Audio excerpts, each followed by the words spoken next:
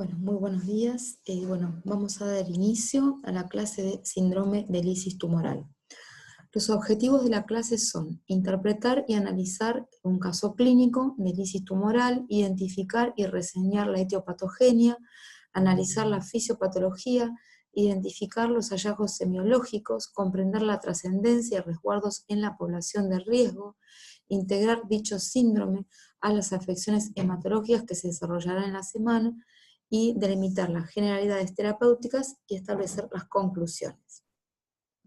Bueno, imaginemos una mujer de 72 años de edad que ingresa por deterioro del estado general, dolor abdominal, náuseas, vómitos y oligoanuria. Como antecedentes tiene cáncer de mama izquierda, ductal infiltrante, 5 años previos al ingreso, cuyo tratamiento fue una cuadrantectomía, radioterapia y tamoxifeno. Su enfermedad actual comenzó un mes previo al ingreso con deterioro del estado general, pérdida de 3 kilos de peso, acompañado de dolor abdominal y constipación, agregando vómitos en las últimas 48 horas y oligoanuria. En el examen físico la paciente estaba febril, taquipneica, normotensa, con mal estado general, bradipsíquica, asimetría de miembros inferiores por edema del miembro inferior derecho, y se palpa en la región periumbilical una masa lobulada de consistencia aumentada, fija a planos profundos, más oligoanuria. En el laboratorio tenía un hematocrito de 29%, una urea de 178, pH de 7,30, una creatinina de 4,8, un bicarbonato de 12, ¿sí? Un potasio de 6,1, un LDH 2370. Mencioné solamente lo patológico.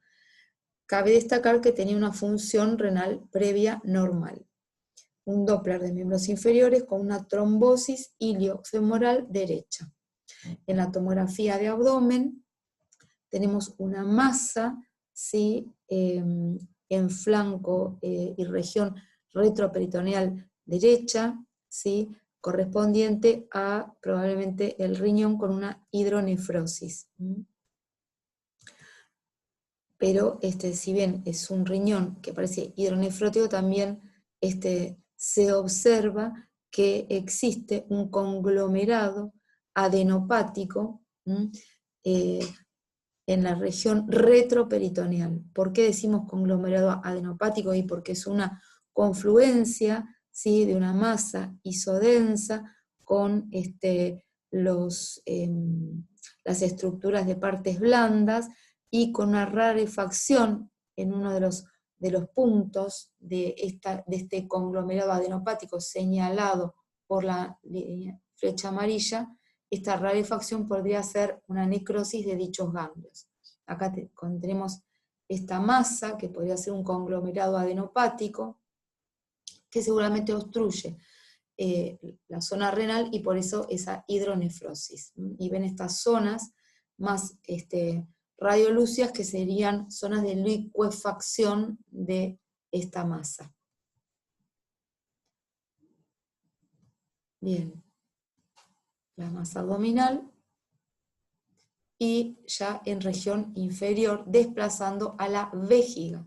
¿Ven? Esta es la vejiga, ¿sí? Con contraste, y acá tenemos la masa. En síntesis, ¿qué nos muestra esta TAC de abdomen y pelvis con contraste oral y endovenoso? Que es una masa abdominopelviana de 10 centímetros de longitud que engloba los vasos ilíacos, el uréter derecho, desplaza e infiltra la vejiga y el útero. Y había además una hidronefrosis derecha, ese era el riñón primero que vimos, las primeras imágenes. En síntesis, una masa abdominopelviano, probablemente conglomerado adenopático, y obstrucción del uréter derecho y la hidronefrosis. Otros datos de laboratorio: tenía un ácido úrico muy alto, de 19,7, un calcio 8,9, un fósforo de 4,1, un LDH 2370 y un potasio de 6, que ya lo habíamos dicho. Entonces, ¿qué tenemos en esta paciente? Tenemos por un lado una insuficiencia renal, porque tiene aumento de la urea y la creatinina, y por otro lado una masa abdominal. ¿Hasta aquí estamos de acuerdo? Y entonces repetimos, ácido úrico de 19,7, recuerden hasta 7, 8 es lo normal, calcio de 8,9, fósforo de 4,1 y LDH también altísima de 2370, eso habla de un turnover celular importante, ¿sí? Que en este caso si interpretamos que hay ganglios, podría corresponder a alguna estructura ganglionar con esa LDH, y un potasio de 6,1. Y había en esa masa de probable conglomerado adenopático, había una zona más oscura, radiolúcea, que podría hablar de algo de necrosis. El aumento de láctico deshidrogenasa aislado puede ser una anemia hemolítica, que ya lo aprendieron esta semana, la semana anterior, una anemia megaloblástica, que también lo aprendieron la semana anterior, un neumocystis cerevisiae, que es un hongo que afecta al pulmón en los pacientes con linfopenia, ¿sí? Un distrés respiratorio por virus Hanta, el hantavirus produce distrés respiratorio y caracteriza que estos pacientes tengan aumento de la LDH. El tromboembolismo pulmón puede tener aumento de la LDH, del láctico deshidrogenasa, el linfoma, porque por turnover celular aumentado, y el linfoma de por sí puede aumentar la LDH. Y el síndrome de lisis tumoral, que es la ruptura, ¿sí?, de células tumorales, como su nombre lo indica, que liberan sustancias intracelulares. La más importante es el ácido úrico, el fósforo, el potasio, y si es del linfocito, en proporción a una superproducción, proliferación de linfocitos, como el caso de un linfoma, un síndrome linfoproliferativo, produce aumento de la láctico deshidrogenasa, expresando el aumento de esas células. Cuando sube el fósforo, para mantener el producto fósforo cálcico, cae el calcio. Entonces teníamos un ácido úrico de 19,7, producto de la ruptura de las células neoplásicas.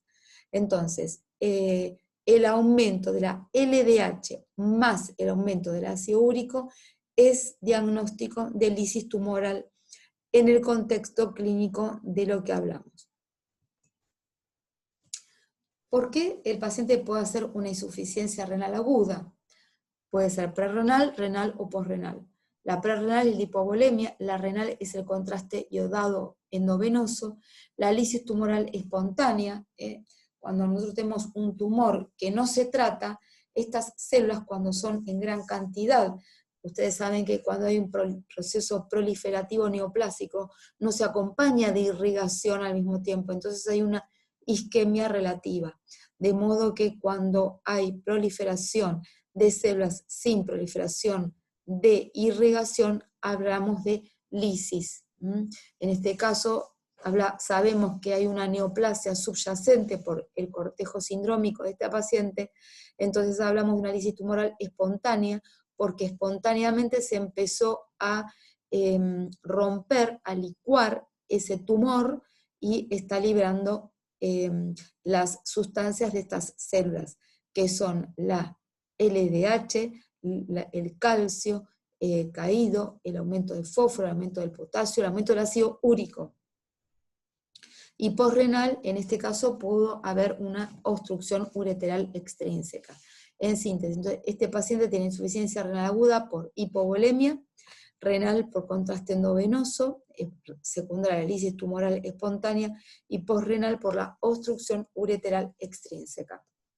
Se realizó un procedimiento diagnóstico que es la punción, aspiración con aguja fina de la masa abdominal, que coincidió con un tumor maligno indiferenciado, que es linfoma versus carcinoma. Entonces, la PAF es el procedimiento diagnóstico adecuado.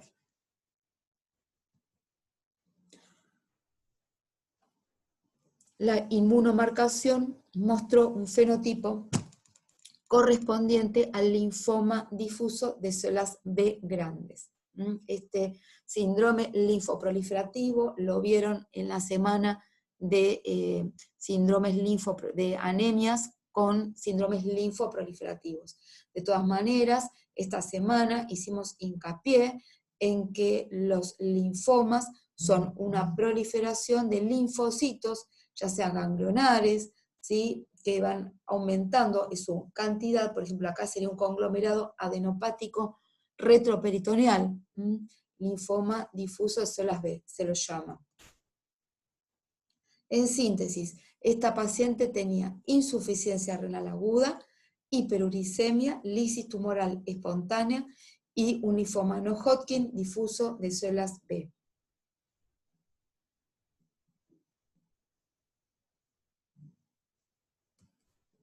¿Qué significa lisis tumoral? La lisis tumoral tuvo como primera definición, en el año 74, se denominó a una complicación metabólica que ocurría después de la quimioterapia, básicamente en leucemias y linfomas. Acá tienen, si quieren indagar más datos sobre esta primera definición.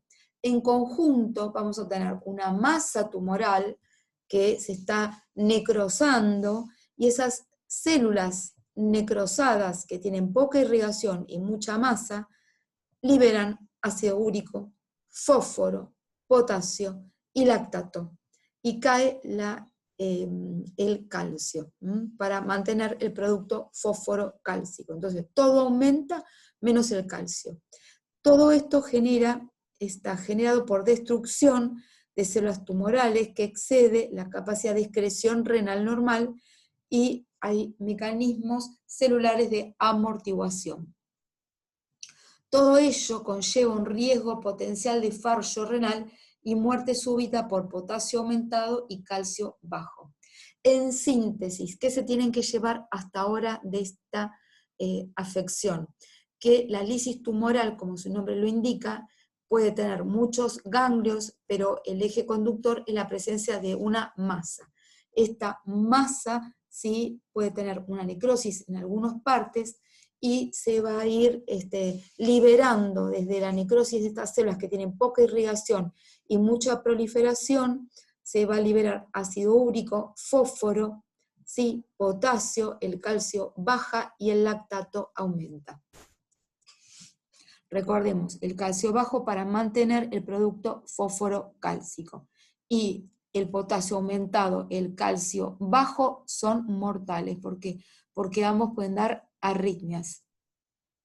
Los hallazgos más comunes son el fósforo aumentado, el calcio bajo, el ácido úrico aumentado, el potasio en sangre aumentado y la insuficiencia renal aguda oligúrica. Estos son a visión del microscopio electrónico, como se ven en un sedimento urinario el ácido úrico.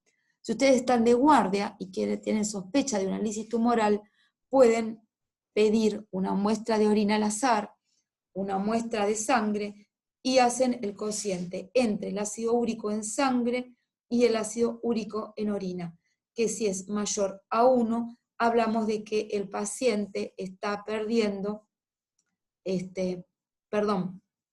ácido úrico en orina sobre ácido úrico en sangre. Entonces, de la relación del ácido úrico en orina sobre la relación con la creatinina, que es mayor a 1, esto implica que tenemos más ácido úrico en orina, y significa que estos pacientes están perdiendo mucho ácido úrico por orina. Implica que no lo estamos controlando y que puede producir una obstrucción de la vía urinaria. Entonces, es una situación clínica de alto riesgo, porque podemos tener ruptura celular espontánea o por quimioterapia. Esto, después de una quimioterapia, se produce entre el 5 al 7º día después del inicio. La espontánea se produce porque las células se necrosan, porque hay mucha masa y poca irrigación. En síntesis, la lisis tumoral después del tratamiento, después de una quimioterapia que destruyó las células, aumenta el ácido úrico y el fosfato.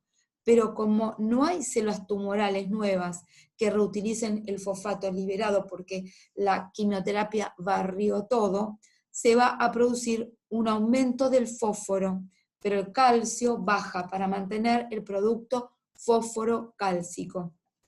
Recordemos que la lisis tumoral espontánea se produce porque hay necrosis y alto recambio celular, aumento del ácido úrico y del fosfato, ¿sí? Esto es típico de la lisis tumoral espontánea. Cuando les preguntes cómo se diferencia la lisis tumoral espontánea de la producida por quimioterapia. En la espontánea, ¿no es cierto?, como no hay destrucción de las células, tenemos reutilización del fosfato, con lo cual el fosfato está normal y si el fósforo no aumenta, el calcio no baja. Por eso el fosfato y el calcio son normales. Entonces, cuando les pregunten qué diferencia desde el punto de vista metabólico la lisis tumoral espontánea de la posquimioterapia, que posquimioterapia el fosfato se va a reutilizar. Entonces, en la posquimioterapia el fosfato no se va a reutilizar porque se destruyeron todas las células. Entonces, posquimioterapia el fosfato aumenta. Si aumenta el fosfato, baja el calcio. En la posquimioterapia, en la espontánea se va a reutilizar porque las células no murieron. Entonces, en la espontánea hay reutilización del fósforo, por lo tanto, no aumenta el fósforo, no baja el calcio. ¿Cuáles son los factores predisponentes? Es más frecuente en enfermedades linfoproliferativas malignas, patologías de alto recambio celular, con ciclo celular corto y altamente sensibles a la quimioterapia. Muy rara vez puede presentarse en otras patologías, y los factores de riesgo son los tumores voluminosos, la hiperleucocitosis, la enfermedad con ciclo celular corta y la enfermedad con alta sensibilidad a la quimioterapia y la LDH elevadas. Todos estos son factores de riesgo. ¿Cuál es la población de alto riesgo? ¿Cuáles son los que tienen elevada proliferación celular? ¿Qué tumores? Los linfomas, pero sobre todo los linfomas poco diferenciados, el Burkitt, la leucemia linfoblástica aguda y el mieloma múltiple. Son muy sensibles a la quimioterapia, la insuficiencia renal premia también es otro factor de alto riesgo, y son factores de alto riesgo también el cáncer de mama, ovario, pulmón, ¿sí?, y sarcomas. Fisiopatológicamente, recordemos que la muerte, ¿sí?, la dieta alta en purinas, la síntesis de purinas, esto genera un proceso metabólico donde el cuerpo sí que ha recibido a nivel de la metabólica una alta cantidad de purinas por ruptura de estas células, ¿sí? Estas purinas salen a circulación para transformarse en ácido úrico, y como hay gran cantidad de ácido úrico, se eliminan por el intestino y por excreción renal.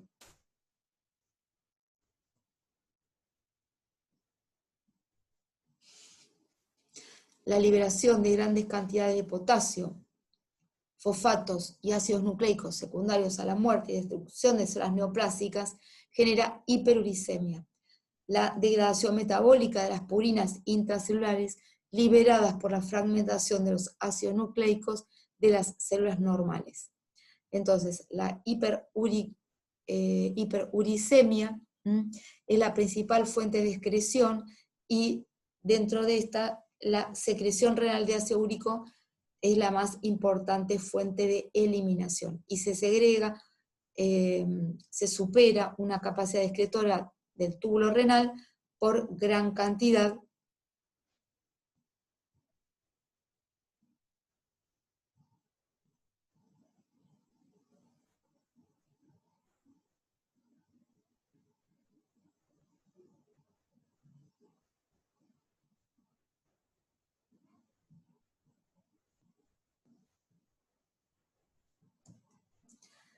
Bueno, vamos a tener una rápida salida desde el espacio intracelular de diferentes sustancias que alcanzan elevadísimas concentraciones séricas.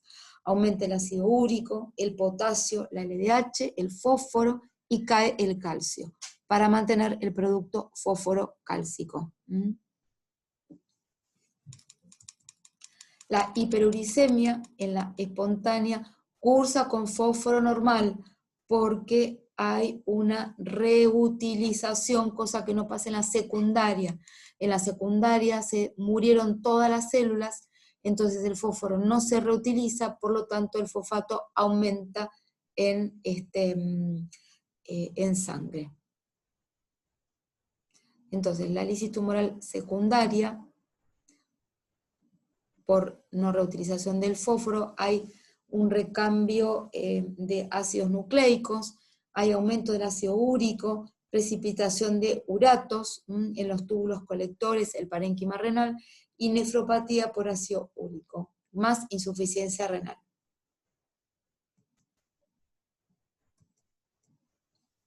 El ácido úrico es soluble a un pH fisiológico. En el ambiente ácido de los túbulos colectores del riñón, el ácido úrico cristaliza. Y hay un fallo renal por nefropatía obstructiva. La nefropatía por ácido úrico, ¿sí?, ocurre en el síndrome de lisis tumoral.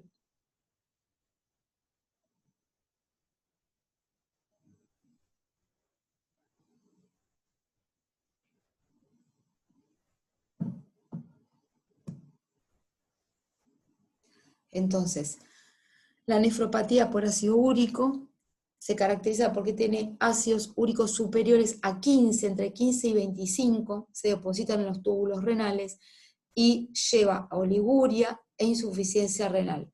La relación ácido úrico sobre creatinina es mayor a 1.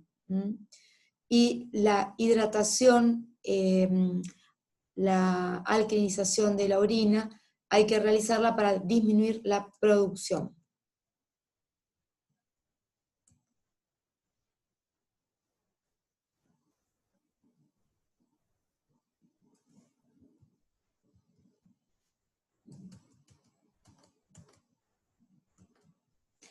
Bueno, ¿cuáles son los recaudos que debemos tener con este ácido úrico? Para la hiperuricemia, antes de la quimio, debemos disminuir los valores antes del tratamiento. Entonces debemos dar profilaxis con 600 miligramos de alopurinol, que se da cada 12 o 24 horas antes, ¿sí?, del tratamiento de la quimioterapia, seguido por 300 miligramos día durante toda la etapa de riesgo. En los que tienen riesgo, una vez iniciada la quimio, hay que controlar 2 veces por día durante 2 o 3 días o más. Ácido úrico, fósforo, calcio, potasio y creatinina. La hiperuricemia severa, entonces, necesita hidratación, alcalinizar la orina con 6 a 8 gramos de bicarbonato de sodio, ¿sí?, o si no, 2 a 3 ampollas en 1 litro de dextrosa al 5%. El alopurinol se debe administrar entre 900 y 1200 miligramos día, acorde al riñón. Y ante una insuficiencia renal con hemodiálisis posterior a la resolución de lisis, la función renal debe retornar a valores normales. ¿Qué sucede con el fósforo y el calcio? Bueno, las funciones del calcio saben que interviene en la contracción muscular, porque se fija la troponina y forma puentes de actina y miosina. Por otro lado, la transmisión neuromuscular controla la permeabilidad de la membrana al calcio. En la coagulación sanguínea, los valores de la coagulación pueden alterar. Es necesario para la activación de los factores de la coagulación, ¿sí?, factores 5, 8 y 9, o de la agregación plaquetaria. Y la adherencia intercelular es la secreción ácida gástrica y hormonal, activación del sistema del complemento. Fosfato, funciones. Es el principal responsable de la unión del líquido intracelular, es el principal anión del líquido intracelular, tiene una función de buffer, participa en el transporte de energía, por ejemplo, entonces puede intervenir en la insuficiencia cardíaca.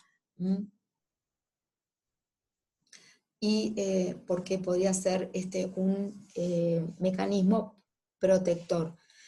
y el sustrato de la fosforilación oxidativa.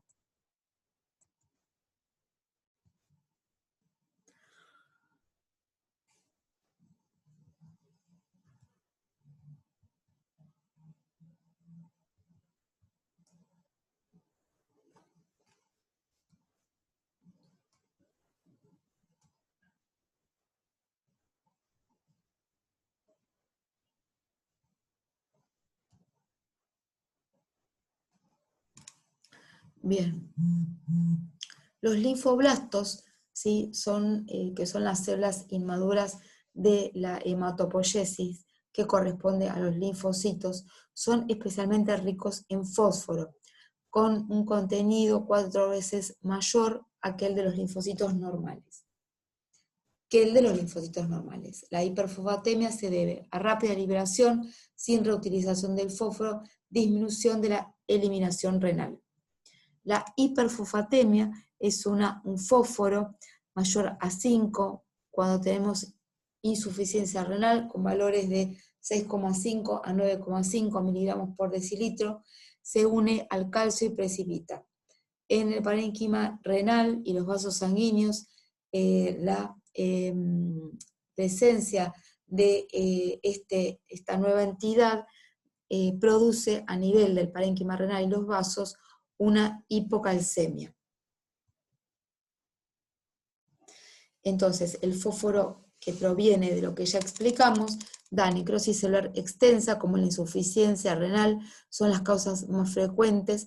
La insuficiencia renal, cuando el índice de filtrado cae por debajo de 25 mililitros por minuto, esto es muy malo. La rhabdomiólisis y la lisis tumoral producen hiperfosfatemia mediante la liberación de fósforo de las células lesionadas. Y el tratamiento es antiácidos con aluminio para ligar al fósforo. Entonces, recordemos que el tratamiento de nuestra paciente con las células que son frecuentes, y acá, si bien las traemos para mostrar la ruptura y la liberación, el tratamiento básicamente es con antiácidos como el hidróxido de aluminio, que es la milanta del comercio. Entonces, como consecuencia de la hiperfosfatemia encontramos precipitación de sales de fosfato, de calcio y secundariamente hipocalcemia.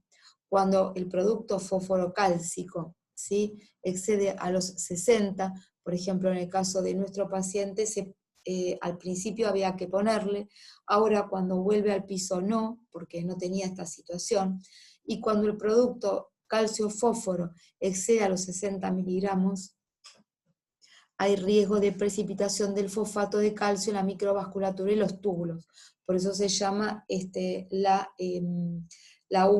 único ion que controla al fósforo cuando excede más de 60. Entonces, esto lleva a una insuficiencia renal, básicamente por lo que dijimos ayer, una insuficiencia renal, una disminución de la reabsorción proximal de fosfatos, aumento de la hormona paratiroidea, hormonas que fueron trabajadas, como por ejemplo entonces la paratormona, que es la que va a estimular todo lo que es el mecanismo del calcio. Entonces ahí vamos a recordar este aumento.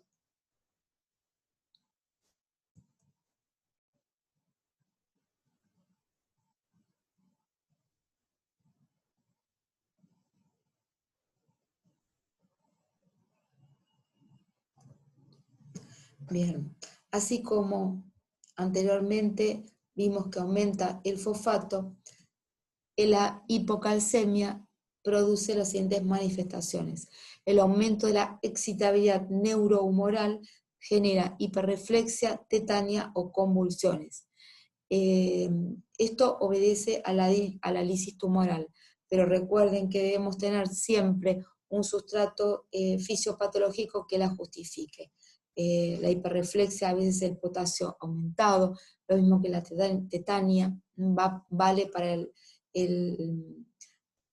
el músculo, las convulsiones que de estas se derivan. Entonces, hiperreflexia, tetania, convulsiones.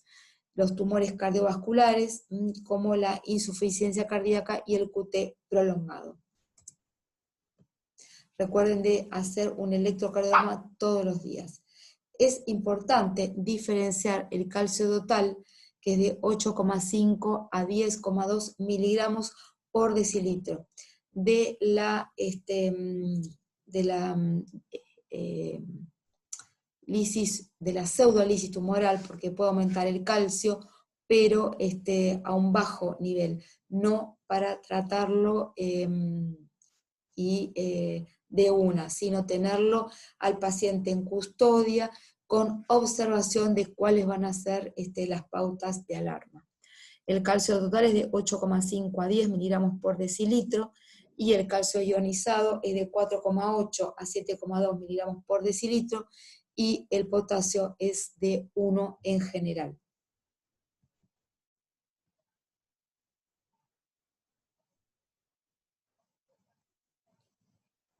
Bueno, acá tenemos valores del calcio total, del calcio iónico, arriba 8,5, 10,2, 2,1, 2,5 es cómo se puede diferenciar entonces cuando tengo un calcio aumentado.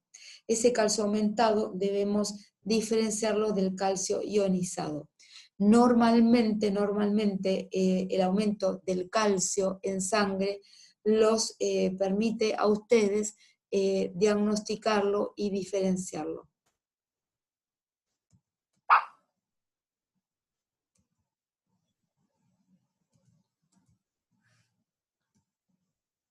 ¿Para qué me sirve el gluconato de calcio al 10%? Habíamos dicho que el gluconato de calcio me va a proteger al riñón de todos estos iones, y para que no se no se perpetúe, se debe administrar gluconato de calcio al 10%, en 10 mililitros hay que diluirlo en 90 miligramos de calcio y 4,5 miligramos de calcio y 90 miligramos de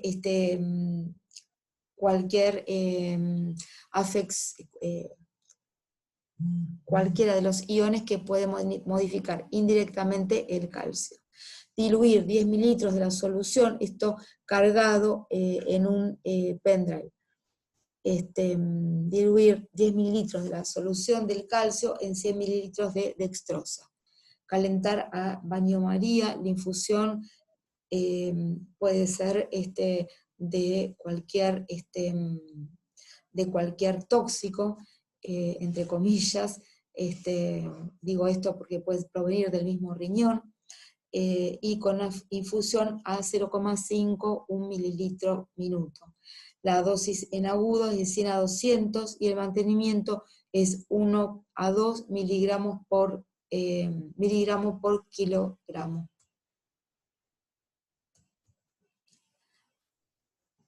Bien. ¿Se acuerdan que habíamos visto una serie de medidas que van a contribuir a la curación? La hiperfosfatemia, hiperpotasemia. Entonces, ¿qué acontece con la fiebre prolongada? En la fiebre prolongada tenemos la urea plasmática, puede aumentar, por eso debemos decirle a Nancy que nos dé una mano para que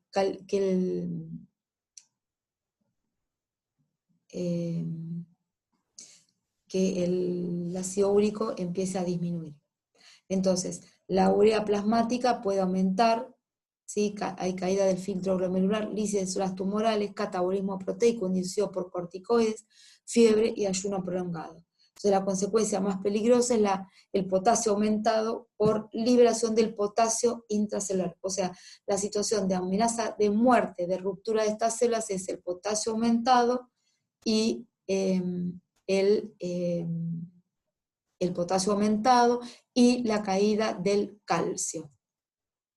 el potasio aumentado, más de 5,5, ruptura de membranas, liberación de potasio, aumenta más, hay acidosis metabólica, clearance menor de 10, debilidad muscular, alteraciones en el electro, como por ejemplo una onda T, un QT corto, disminución de la amplitud de la P, prolongación del PR y del QRS. Es decir, que el potasio aumentado más de 5,5, cuando hay una leve situación de síndrome de lisis tumoral, tenemos que jerarquizar primero los iones como me los muestra el electrocardiograma. Entonces, el otro punto es ver qué pasa con el potasio. El potasio tiene que ser mayor a 5,5. Entonces hacemos la radiografía con estado peligroso para la salud, dado que se debe mantener en forma agresiva. Debemos tener en cuenta la pseudo hiperpotasemia, la hemólisis de la función venosa y tener en cuenta que la pseudo hiperpotasemia, la hipertensión venosa. Entonces, debemos tener en cuenta estos ítems que son los más importantes. No solamente la hiperpotasemia por el aspecto práctico que les dimos, sino por cómo lo estudiamos, con un potasio sérico mayor a 5,5 y un estado peligroso para la salud del individuo. Tener en cuenta entonces si tuvo alguna catástrofe que puede imitar a veces a una lisis tumoral o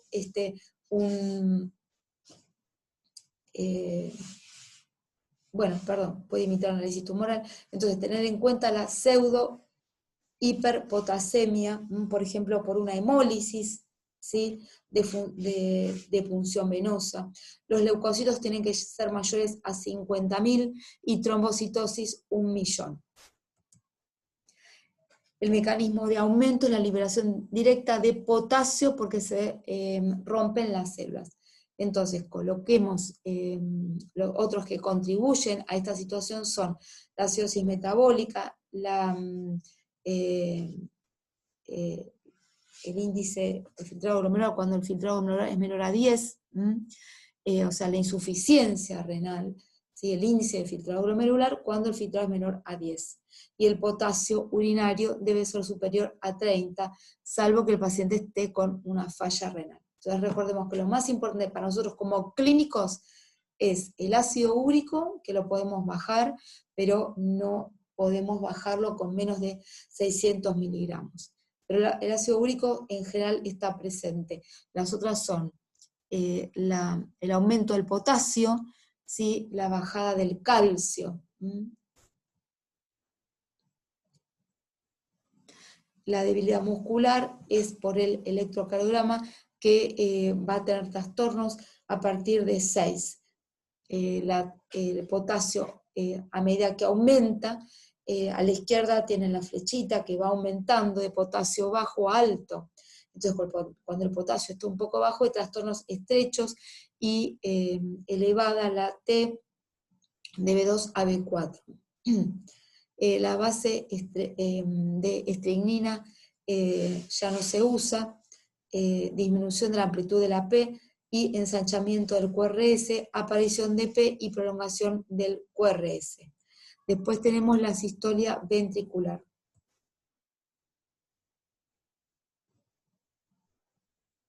Entonces, el potasio aumentado se caracteriza porque las ondas T son ondas T picudas y simétricas, ¿sí? Las ondas T son simétricas y cuando las desconectamos tenemos el riesgo de generar una situación de amenaza vital.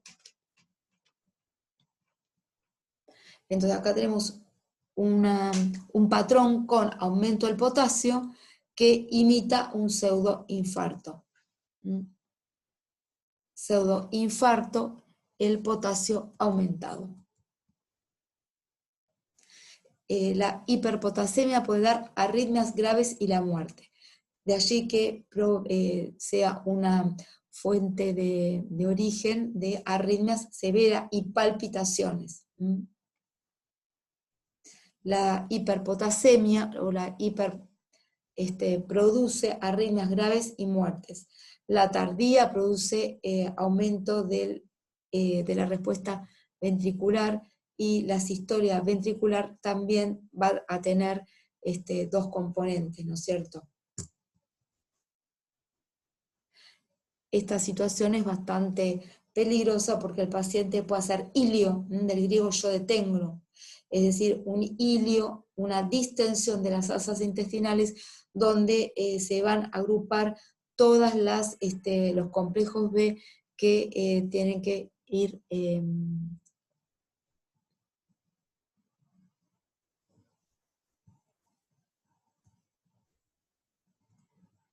eliminándose. Entonces, tenemos que tratarlo cuando el potasio es superior a 6, porque puede producir una taquicardia ventricular, y aparece sin signos premonitorios en el electrocardiograma y obvio, más que obvio, en el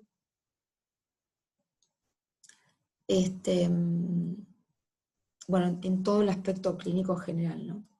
Cambios en el electrocardiograma sí se pueden evitar administrando gluconato de calcio al 10% en 3 minutos.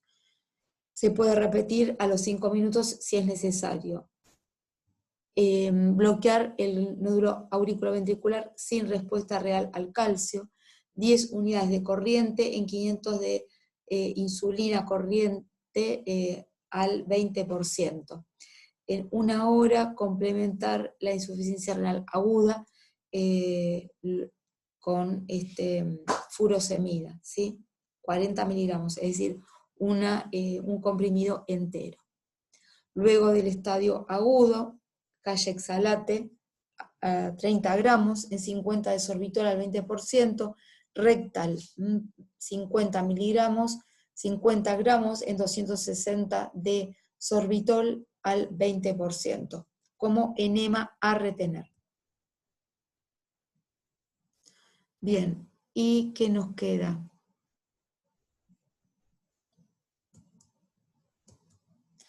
¿Cómo nos orientamos al diagnóstico de lisis tumoral? Bueno, entonces el diagnóstico de una gran lisis tumoral debe basarse en estas premisas. Y esto es lo más importante de toda la clase que vimos. Primero, la gran masa tumoral. Por ejemplo, esta paciente que tenía una masa en el hipogastrio. LDH elevada, un predictor de la predictores del aumento de la LDH, tenemos el aumento del ácido úrico, porque a veces esa masa tumoral no es objetivable a través del examen físico o del examen basal. Entonces tenemos el aumento del ácido úrico, el fosfato, ahí piden fósforo, aumento de la insuficiencia renal. El ácido úrico mayor a 15 y el fosfato mayor a 8. Ahí tenemos que bajar el ácido úrico a menos de 12 y el fósforo a menos de 6. Y recuerden, la relación urinaria de ácido úrico con respecto a creatinina tiene que ser mayor a 1. ¿Qué preguntamos? Historia clínica completa, antecedentes de patologías renales de la vía urinaria, antecedentes de haber recibido corticoides, independientemente de la causa, y si ya recibió tratamiento oncológico, fecha y tipo de última quimioterapia. ¿Qué jerarquizamos al examen físico? Neurológico, conciencia, irritabilidad, temblores, tetania, confusión, estupor, visión borrosa, cefalea. Estado hemodinámico, frecuencia cardíaca, respiratoria, tensión arterial, pulsos e hidratación. ¿Por qué estos tres? Porque son las amenazas vitales. Convulsiones, tengo que prevenirlas. Arritmias, tengo que prevenirlas. Y tengo que hidratar bien al paciente para que fluya el ácido úrico y que no se acumule en el riñón y no me produzca una tubulopatía por los cristales del ácido úrico. Entonces, la hiperuricemia me puede producir náuseas, anorexia, vómitos, diarrea, letargo, hematuria, oliguria y anuria. El fosfato de calcio, ¿sí? Si aumenta mucho el fósforo y cae el calcio, precipita en el riñón y en la piel, y en las articulaciones, entonces puede producir prurito, gangrena e inflamación de las articulaciones. Y caer el calcio bajo da anorexia, vómitos, calambres, espasmos carpodedales, laringoespasmo, tetania, convulsiones, alteraciones de la conciencia, hipotensión, arritmias ventriculares, bloqueo y paro. ¿Qué solicitamos? Hemograma, ionograma, calcio, fósforo, ácido úrico, LDH, equilibrio ácido-base, urea, creatinina y estudio de orina completo. En caso de encontrarse alterados, deben repetirse 2 veces al día. Y en el electrocardiograma tenemos que evaluar los signos de potasio aumentado y calcio bajo. Una placa de tórax para ver el índice cardiotorácico, para ver la masa mediastinal y derrame pleural. Y una ecografía de abdomen renal para ver el compromiso del parénquima renal y si hay obstrucción de la vía urinaria para ver si hay hidronefrosis. En el caso de nuestra paciente, la hidronefrosis era por la masa, pero a veces puede producirse por la obstrucción, por la oclusión de los túbulos por el ácido úrico.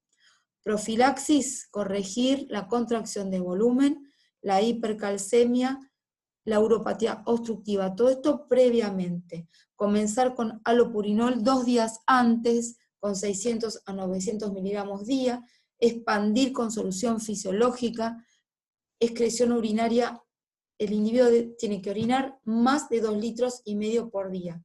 Y alcalinizar la orina, básicamente con bicarbonato, pero que no se recomienda salvo determinadas excepciones. El alopurinol endovenoso, si bien está recomendado, no está en nuestro medio, no está al alcance de nuestro medio, por eso nosotros usamos comprimidos. Y la rasboricasa, si bien es muy útil que transforme el ácido úrico en un metabolito no activo, sea en forma endovenosa, en una dosis de 0,15 miligramos kilo, es muy, a veces no es accesible por el costo. Recordemos que la nefropatía por ácido úrico es más frecuente por la lisis espontánea y a veces hay que requerir hemodiálisis. Hay que tratar que el ácido úrico esté por debajo de 10 miligramos por decilitro y la nefropatía por hiperfosfatemia es más frecuente en la lisis postquimioterapia y también puede requerir hemodiálisis. En síntesis, el síndrome de lisis tumoral es la complicación más frecuente en tumores hematológicos, se debe sospechar después de una quimioterapia y efectuar la profilaxis. Aunque puede ser espontáneo, los tumores con alto recambio tienen mayor riesgo. Tenemos que evaluar el ácido úrico, el fósforo, el calcio, la LDH, el lactato y la función renal. Y el fósforo aumentado en sangre se produce cuando no hay reutilización, y ante presencia de hiperfosfatemia hay hipocalcemia. La sospecha de este síndrome debe ser alta porque la ira secundaria o los disturbios de los iones agravan el pronóstico. Muchas gracias.